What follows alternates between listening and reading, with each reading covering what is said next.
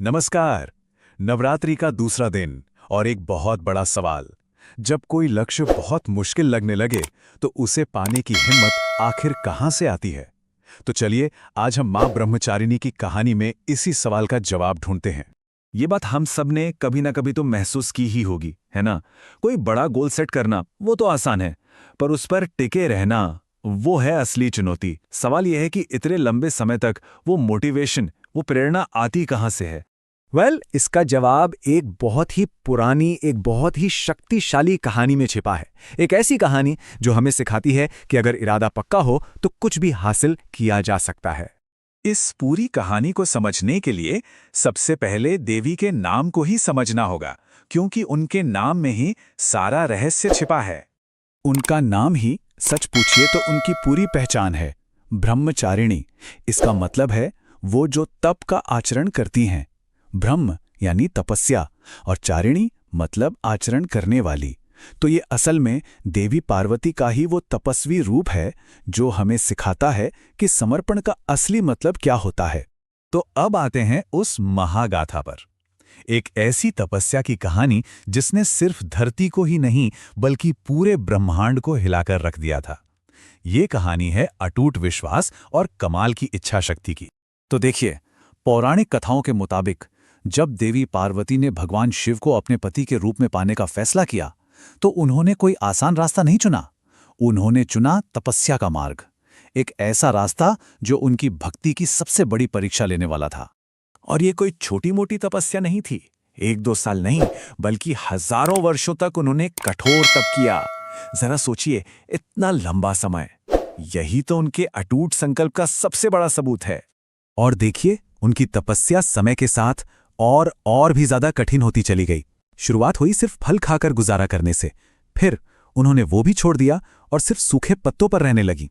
और आखिर में एक ऐसा पॉइंट आया जब उन्होंने खाना और पानी दोनों ही पूरी तरह से त्याग दिए।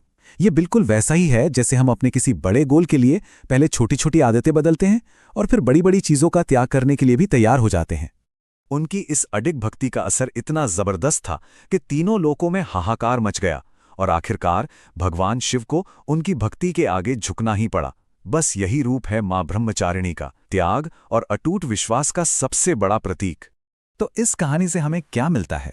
मां ब्रह्मचारिणी की पूजा से भक्तों को कौन से गुण मिलते हैं? चलिए देखते हैं कि ये तपस्या हमारे जीवन पर कैसे असर डाल सकती है। देखिए, उनकी पूजा का सबसे बड़ा फायदा है धैर्य और सेल्फ कंट्रोल की शक्ति।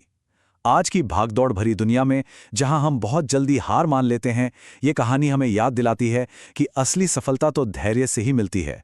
साथ ही ये मन को शांति और मुश्किलों से लड़ने की गजब की ताकत देती है। अब सवाल ये उठता है कि मां ब्रह्मचारिणी की पूजा कैसे की जाए? अच्छी बात यह है कि इसका तरीका बहुत ही सरल और सीधा है। इसमें सबसे ज्यादा जरूरी है सच्ची भावना। नवरात्रि के दूसरे दिन सुबह स्नान करके साफ कपड़े पहनें और मां ब्रह्मचारिणी को उनके पसंदीदा सफेद या पीले फूल चढ़ाएं। उनके सामने एक दिया जलाकर बस ओम देवी ब्रह्मचारिणे नमः मंत्र का जाप करें। इससे मन को बड़ी शांति मिलती है।